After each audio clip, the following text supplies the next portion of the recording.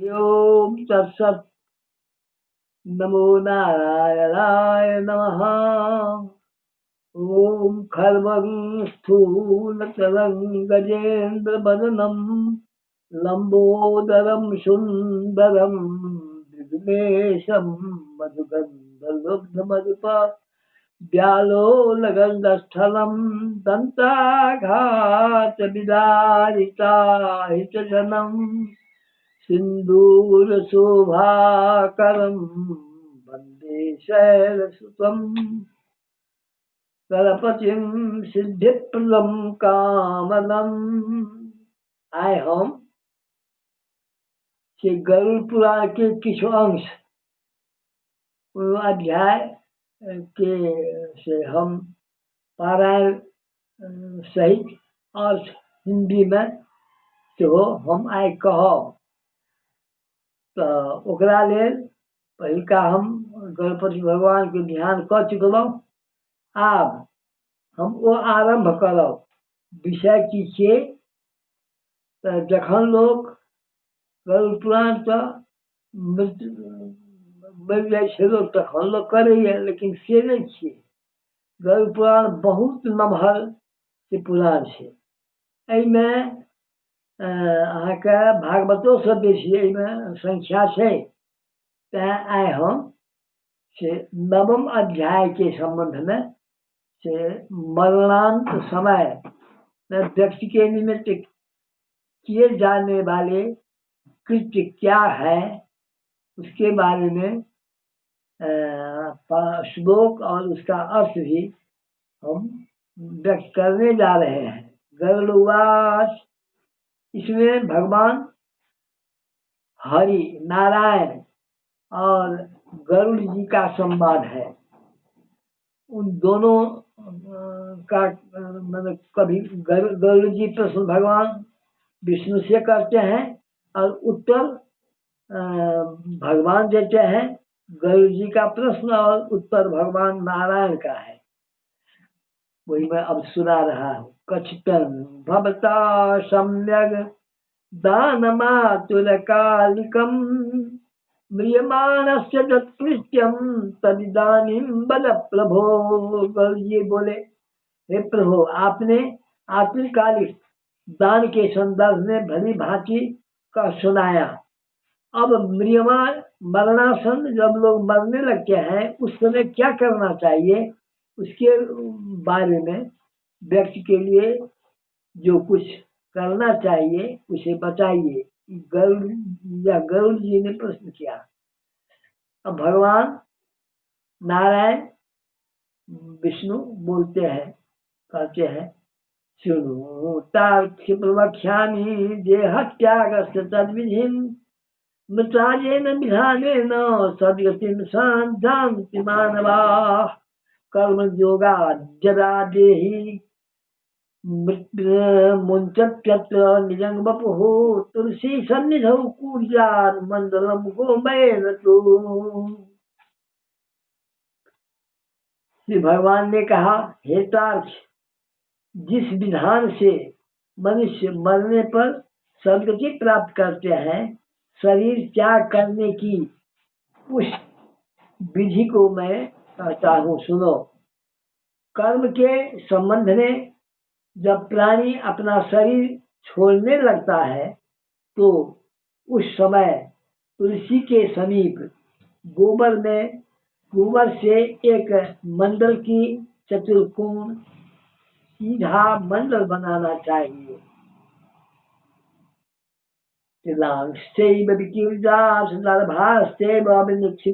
वहाँ तिल छीड़ देना चाहिए और दर्भ कुश भी छीड़ देना चाहिए और गोबर से लीप करके आसन बना देना चाहिए।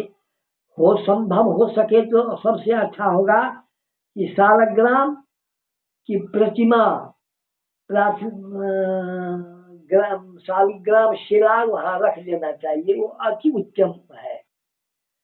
शालग्राम शिला तत्र पश्य पाप दोष भयापहा तत्सन्निधान मरणान् मुक्तिं संतोषे सुनिश्चिता तुलसी विद्वच्छाया दत्तास्ति भयतापहा तत्रैव मरणान् मुक्ति सर्वदा दान दुर्लभा।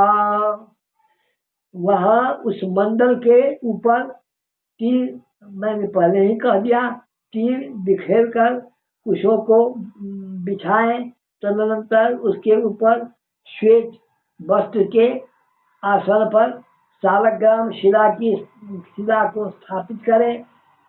जहाँ पाप दोष और भय को हरण करने वाली सालग्राम शिला विद्यमान है, उसके संविधान में मरने से प्राणी की मुक्ति सुनिश्चित है, उसमें संदेह, कोई भी संदेह नहीं है। जहाँ जगत के ताप का हरण करने वाली तुलसी वृक्ष की छाया है, वहाँ मरने से सदैव मुक्ति ही होती है। तो मुक्ति दानादि कर्मों से दुर्लभ है। जो मुक्ति दानादि कर्मों से दुर्लभ है, दान नहीं भी करने से वो ऐसा हो जाता है, केवल इतना ही करने से, जो मैंने कर दिया। तुलसी विद्युपस्थानम गृहे जस्यावतिष्ठते तद्गृहं तीर्थरूपं हि न जानति जम किंकरा। तुलसी मंजरी युक्तो जस्तु प्राणान् विमुञ्चति समस्तं नेक्षितुं शक्तो युक्तं पावसते लपिय तस्याः दलं मुखे कृत्वा तिर्गर्भासने मृतः नरो विष्णुपुरं जाति पुत्रहीनोऽप्य संशयः। जिसके घर में तुलसी के वृक्ष के लिए स्थान बना हुआ है, वह घर तीर्थ स्वरूप ही है। वहाँ यम के दूत प्रवेश नहीं करते। तुलसी की मंजरी से युक्त होकर जो प्राणी अपने प्राणों का परित्याग करता है, वह सैकड़ों पापों से मुक्त हो तो भी जमराज उसे देख नहीं सकते। तुलसी के दल को मुख में रखकर तिल और कुश के आसन पर मरने वाला व्यक्ति पुत्रहीन हो तो भी निस्संदेह विष्णु भगवान के स्थान को पहुंच जाता है। तिला पवित्रा स्त्रिधा गर्भाश्च तुलसीवतीय नरम निवारयन्ते ते दुर्गतिं तमातुलम्।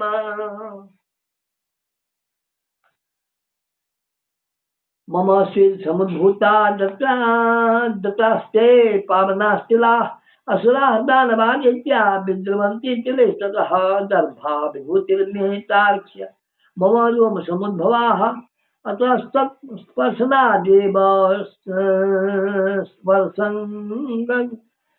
स्वर्गं गच्छन्ति मानवाः।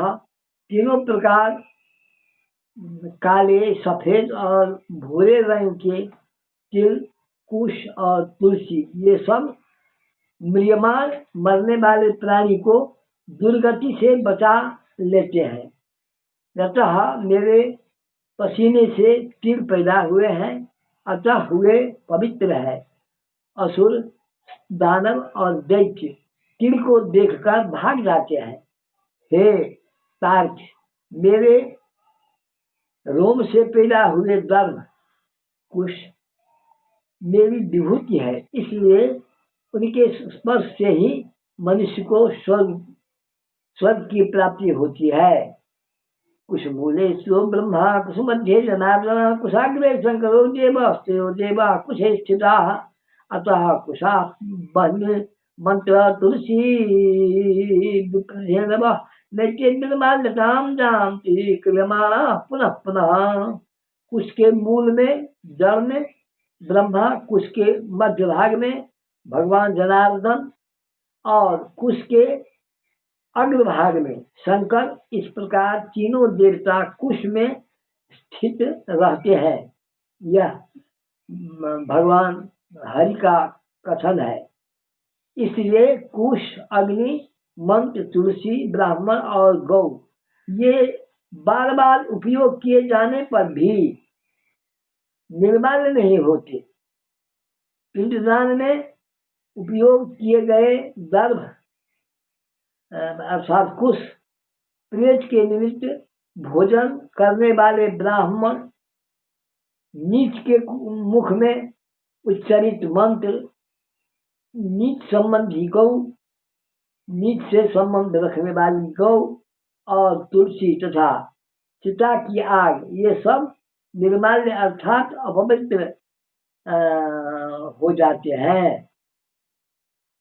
गोमय नोपलिप्ते तुआ दर्भाष्टन संस्कृते भूतमे शत्रुयातुलम कुलिदान्तरिक्षम विवर्धये ब्रह्मा विष्णु रुद्रश्च सर्वे देवावतासन मंडलोपरि तिष्ठन्ति तस्मात् पूर्वीत मंडलम सर्वत्र बंधापूता लेपो जत्र न विद्यते जत्र लेपा कृतस्तत्र पुनर्लेपेन शुद्ध्यतिया। गोबर से, गाय के गोबर से लिपी हुई और कुश बिछाकर संस्कार की हुई पृथ्वी पर आतुर अर्थात मरणासन व्यक्ति को स्थापित करना चाहिए। अंतरिक्ष का परिहार करना चाहिए अर्थात चौकी आदि पर नहीं रखना चाहिए। ब्रह्मा विष्णु रुद्र तथा अन्य सभी देवता और हुताशन अग्नि, ये सभी मंडल पर विराजमान रहते हैं, इसलिए मंडल की रचना करनी चाहिए। जो भूमि लेप रहित होती है अर्थात मलमूत्र आदि से रहित होती है, वह सर्वत्र पवित्र होती है, किंतु जो भूमि भाग कभी लिपा जा चुका है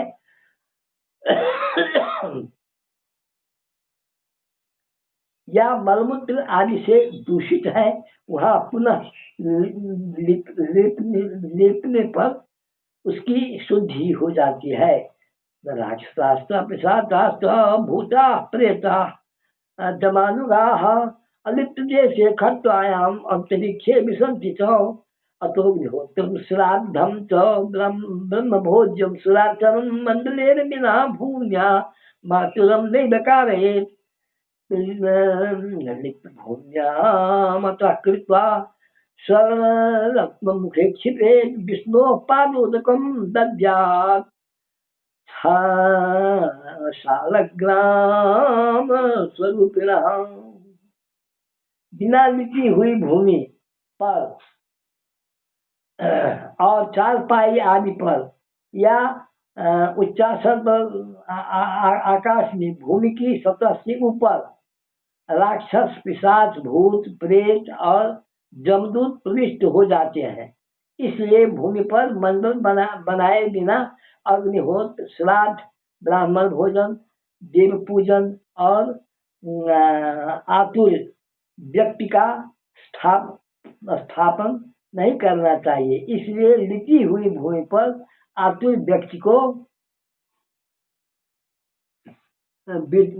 लिटाकर उसके मुख में स्वर्ण और रत्न का प्रक्षेप करके शालग्राम स्वरूपी भगवान विष्णु का पादोदक देना चाहिए। चरणामृत कहते हैं उसको, पादोदक का अर्थ होता है चरणामृत। जो शालग्राम शिलातोयम जप्रेत बिंदु मात्रकम सर्व पाप निर्मुक्तो वैकुंठ भुवन ब्रजेत ततो गंगाजलम दद्यान महापातकनाथनम सर्वतीर्थस्नान दान पुण्य फलप्रदम चांद्रायण चरेद्यस्तु सहस्रम काय शोधनम पिबेद्यस्ते गंगाम समो स्यातामुभावपि अग्नि प्राप्य जठातार्क्ष तुलराशिर्विनश्यति तथा गंगामुपानेन पातकं भस्मसात् भवेत्। जस्तु सूर्याङ्शु संतप्तं गंगायाः सलिलं पिबेत् सर्वजोनिर्मुक्तः प्रजाति सदनं हरेः नद्यो जलावगाहेन पावयन्ति तरान् जनान् दर्शनात् स्पर्शनात् पानात् तथा गंगेति कीर्तनात् पुनाच्च पुण्यान् पुरुखान् सप्तशोऽथ सहस्रशः गंगा तस्मात् पिबेत् तस्य ज्ञानं संसारतारकम्। जो शालग्राम शिला के जल को बिंदु मात्र भी पीता है, वह सभी पापों से मुक्त हो वैकुंठ लोक में जाता है। इसलिए आतुर व्यक्ति को महापातक को नष्ट करने वाले गंगा जल को देना चाहिए।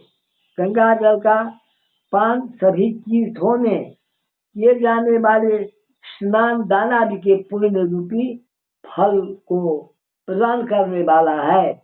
जो शरीर को शुद्ध करने वाले चांद्रायण व्रत को 1000 बार करता है और जो एक बार गंगा जल का पान करता है, ये दोनों समान फल वाले हैं।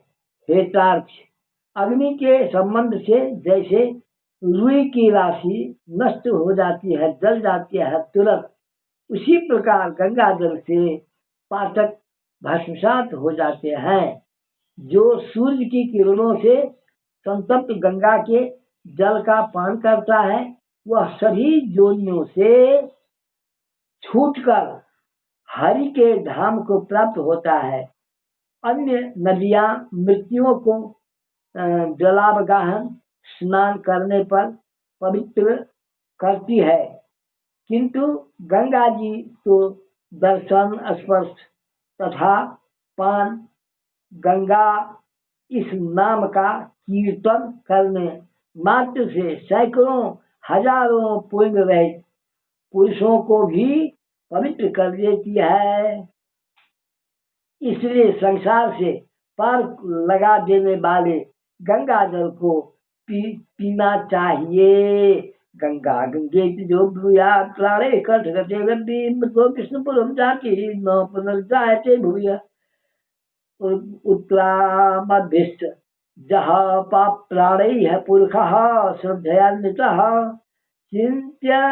चिन्तयन् मनसा गंगां सोऽपि जाति परां गतिम् अतो ध्यायेन् गंगां संस्मरे तज्जलं पिबेत् ततो भागवतं किञ्चित् श्रेयान् मोक्षदायकम्। श्लोके श्लोकार्धपादं वा जोन्ते भागवतं पठेत् न तस्य पुनरावृत्तिर्ब्रह्मलोकात् कदाचन।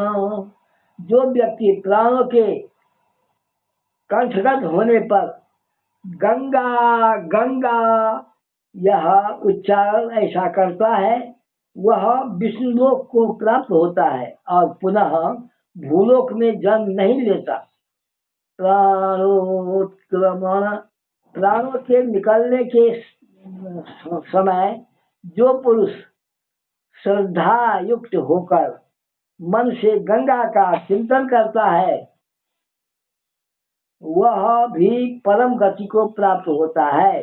अतः गंगा का ध्यान, गंगा को नमन, गंगा का स्मरण करना चाहिए और गंगा जल का पान करना चाहिए। इसके बाद मोक्ष प्रदान करने वाली श्रीमद् भागवत की कथा के जितना संभव हो उतना श्रवण करना चाहिए। जो व्यक्ति अंत समय में श्रीमद् भागवत के एक श्लोक, आधे श्लोक अथवा एक पादिका भी पाठ करता है, वह ब्रह्मलोक को प्राप्त होकर पुनः संसार में कभी नहीं आता। वेदोपनिषदां पाठात् शिव विष्णुस्तथा वप्य ब्राह्मण क्षत्रिय दिशां मरणं मुक्तिदायकं। प्राण समये कुर्याद्वनशनं खगो दद्यादातुरसन्न्यासं विरक्तस्य विजन्मनः।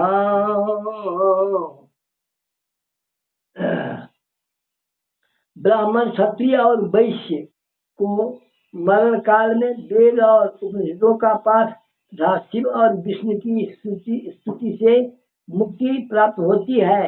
हे खग, प्राण त्याग के समय मनुष्य को अनशन व्रत अर्थात जल और अन्न का त्याग करना चाहिए और यदि वह विरक्त विजन्मा हो तो उसे आतुर संन्यास लेना चाहिए और सर्वसाधारण चारों वर्णों को गंगा का नाम स्मरण लेना चाहिए, भगवान का नाम स्मरण करना चाहिए चारों वर्णों को। संन्यास संन्यस्तमिति जो ब्रूयात् प्राणे कंठ गते तो विष्णुपुरं जाति न पुनर्जायते भूयः एवं जात विधानस्य धार्मिकस्य तदा खग ऊर्ध्वच्छिद्रेण गच्छन्ति प्राणान् तस्य सुखेन हि मुखं च चक्षुषी नाभे करो द्वाराग्नि सप्त च एभ्यः सुखिनो जानन्ति योगिनस्तादुरन्धृतः अपानान्वितप्राणौ जदा हि भवतः पृथक् सूक्ष्मी भूत्वा तदा वायुर्विनिष्क्रामति पुत्तलात्। प्राणों के कंठ में आने पर जो प्राणी मैंने संन्यास ले लिया है ऐसा कहता है, वह मरने पर विष्णुलोक को प्राप्त होता है, पुनः पृथ्वी पर उसका जन्म नहीं होता। इस प्रकार हे खग, जिस धार्मिक पुरुष के आत्मकालिक पूर्वोक्त कार्य संपादित किए जाते हैं, उसके प्राण ऊपर के छिद्रों से मुख पूर्वक सुख पूर्वक निकलते हैं। मुख, दोनों नेत्र,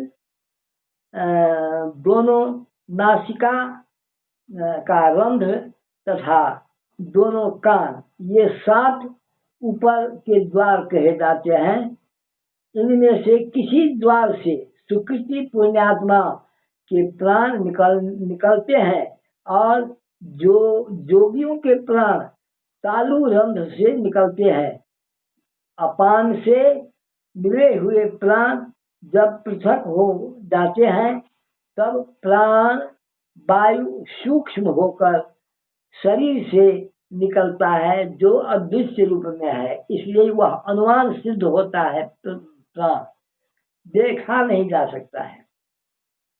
शरीरम शरीरम पतते पश्चात त्रिगर्ते भवतीश्वरे कालाहतं पतत्येवं निराधारो यथा शुभः निर्विचेष्टं शरीरं तु प्राणैर्मुक्ते जिगुप्सितम् अस्पृश्यं जायते सद्यो दुर्गंधं सर्वनिंदितम्। प्राण वायु रूपी ईश्वर के निकल जाने पर काल से आहत शरीर निराधार वृक्ष की भांति गिर पड़ता है। प्राण से मुक्त होने के बाद शरीर तुरंत चेष्टा शून्य, घृणित, दुर्गंध युक्त, अस्पृश्य और सभी के लिए निंदित हो जाता है। तथावस्था शरीरस्य किंबिर भस्म रूपतः किंकर्म क्रियते स्वपाक्षर विध्वंसिभिर्नरैः पृथिव्यां दीयते पृथ्वी आपश्चैव तथा जले तेजसी लीयेत समीरस्तु समीरणे आकाशस्य तथा आकाशे सर्वव्यापी च शंकर नित्य मुक्तो जगत साक्षी आत्मा देहे खोजो मरा। इस शरीर की कीड़ा, विष्ठा तथा भस्म रूप, ये 3 अवस्थाएं होती है। इसमें कीड़े पड़ते हैं। यह विष्ठा के समान दुर्गंध युक्त हो जाता है अथवा अंततः चिता में भस्म हो जाता है। इसलिए 3 ही गति शरीर की बतलाया गया है। इसलिए क्षण मात्र में नष्ट हो जाने वाले इस देह के लिए मनुष्यों के द्वारा गर्व क्यों किया जाए। पंचभूतों से निर्मित यह शरीर का पृथ्वी तत्व पृथ्वी में लीन हो जाते हैं और जल तत्व जल में लीन हो जाते हैं। तेज तत्व तेज जो है आग वह तेज में और वायु तत्व वायु में लीन हो जाता है। इसी प्रकार आकाश तत्व भी आकाश में लीन हो जाता है। सभी प्राणियों के देह में स्थित रहने वाला सर्वव्यापी शिव स्वरूप नित्य मुक्त और जगत साक्षी आत्मा अजर अमर है। यह बात साबित है। सर्वेन्द्रियजितो जीवः शब्दादि विषयवृतः कामरागादिभिर्युक्तः कर्मकोश समन्वितः पुण्यवासनया मुक्तो युक्तो निर्मिते स्वेन कर्मणा प्रविशेत् स्वनवेदेः गृहे दग्धे यथा गृही।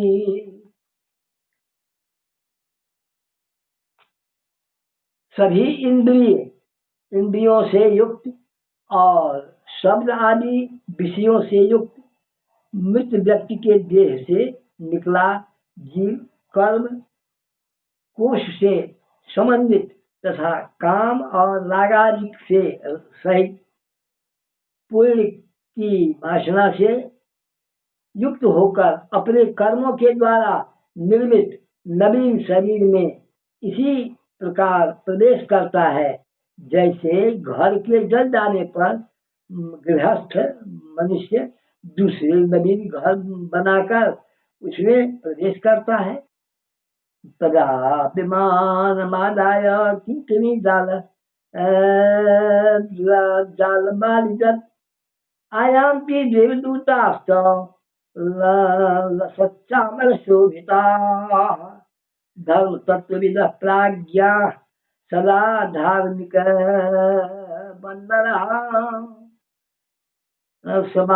धार्मिकवल्लभाः तदैनं कृत्यं स्वविमानेन नयन्ति तेया सुदिव्यदेहो विरजाम्बराम्बरं वज्राम्बराश्रक सुवर्णरत्नाभरणैरुपेतः दानप्रभावात् स महानुभावः प्राप्नोति नाकं सुरपूज्यमानः। तब किंकिणी जाल की मालाओं से युक्त विमान लेकर सुंदर चामरों से सुशोभित देवदूत आते हैं। धर्म के तत्व को जानने वाले बुद्धिमान धार्मिक जनों के प्रिय वे देवदूत कृतकृत्य इस जीव को विमान में हवाई जहाज से स्वर्ग में जाते हैं।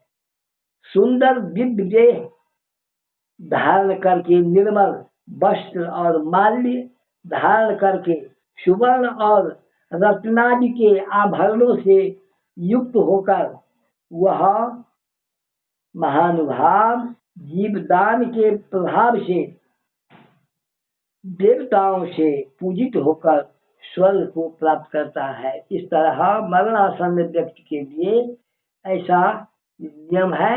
यह सभी लोगों को उतना जानकार भी नहीं होते हैं। जब लोगों की मृत्यु हो जाती है तो लोग इधर उधर भटकने लगते हैं, रोने लगते हैं। यह सब निरर्थक है, कोई आवश्यकता नहीं है उसको। मरणासन्न व्यक्ति की नजदीक उसके प्राण छूटने के समय में कुछ भी करना जरूरी नहीं है। जो हमने इस किताब से गरुड़ पुराण की किताब से सार वस्तु निकाल कर आप लोगों के समक्ष उपस्थित किए हैं और इसको सुनने से पढ़ने से जानने से उनकी भी जो सुनता है वह भी जो सुनाता है उन दोनों को कभी नरक जाना नहीं पड़ता है। वो भगवान विष्णु के ही दरबार में जाते हैं, ऐसा शास्त्रों का निर्णय है। मैं इतना कहकर अब इसके बारे में बंद करता हूँ। श्याम रामचंद्र की जय।